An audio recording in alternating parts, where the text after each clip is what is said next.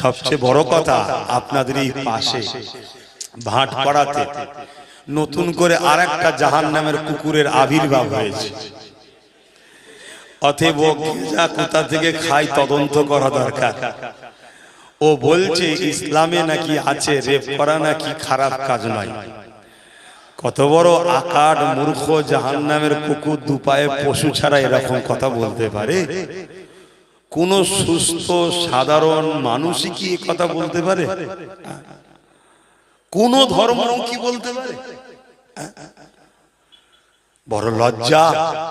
এই সব পশুগুলো ঘুরে বেড়াচ্ছে, এদের বিরুদ্ধে প্রশাসন সক্রিয় নয়। আর প্রশাসন সক্রিয় যে গরিবের হয়ে কথা বলবে, সেই খানদানে রসুলকে তুলে পুলিশ জেলে ভরবে, তার টুপিকে বেইজ্জতি করতে চাইবে। পুলিশ এই জায়গায় সক্রিয়। তো যাক, এটা আমাদের বদনসিব যে আমার কওমের ভাইরা এদের চক্রান্তের শিকার হয়ে এদের পাতা ফাঁদে পা দিয়ে পড়ে আছে। এদের মুখ আর মুখোশকে চিনতে পারছে না।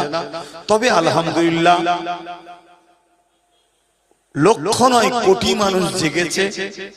আর এই জাগাবার পিছনে একটু হলো আব্বাস সিদ্দিকীর অবদান আছে না নাই?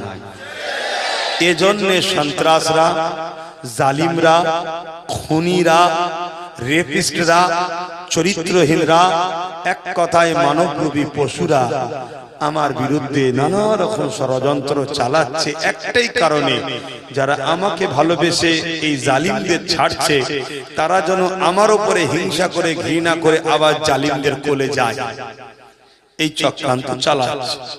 তবে আমি এখানে একটাই কথা বলবো, আল্লাহ নবী বলেছেন প্রকাশ্য দুশমনেরা আমার উম্মতের ক্ষতি করতে পারবে না। প্রকাশ্য দুশমনেরা আমার উম্মতের ক্ষতি করতে পারবে না। বন্ধু সেজে দুশমন মুনাফিকরা আমার উম্মতের ভয় হয়, নবী বলছে ক্ষতি না করে দেয়। তা কেন্দ্রে যে বসে আছে অবশ্যই আমাদের দুশমন না বন্ধু? একটু জোরে বলবেন না, জোরে বলবেন না। কিন্তু আমাদের ক্ষতি করতে পারবে না যদি বন্ধু সেজে কোনো দুশমন আমাদের হাত পা বেঁধে ওর দ্বারা ক্ষতি করার রাস্তা না ওকে ক্লিয়ার করে দেয়।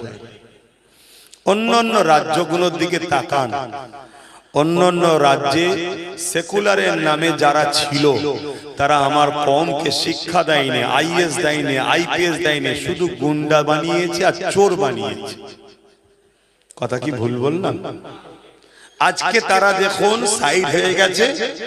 বিহারে যখন জিজ্ঞেস করা হচ্ছে আই লাভ মোহাম্মদ সাল্লাল্লাহু আলাইহি পুরো ভারতে চর্চা চলছে, লালুর বেটাকে জিজ্ঞেস করছে इसके बारे में आपका क्या राय है?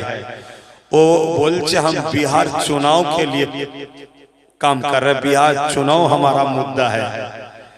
भाबुन, वो तो एक কথা বলতে পারতো যে संविधान का आर्टिकल 25 में ये इजाजत हमारे संविधान ने दिए, हर मजहब अपना पसंदीदा बात करे, हर मजहब अपने जो मोहब्बत मजहब है उसी के ऊपर अमल करे।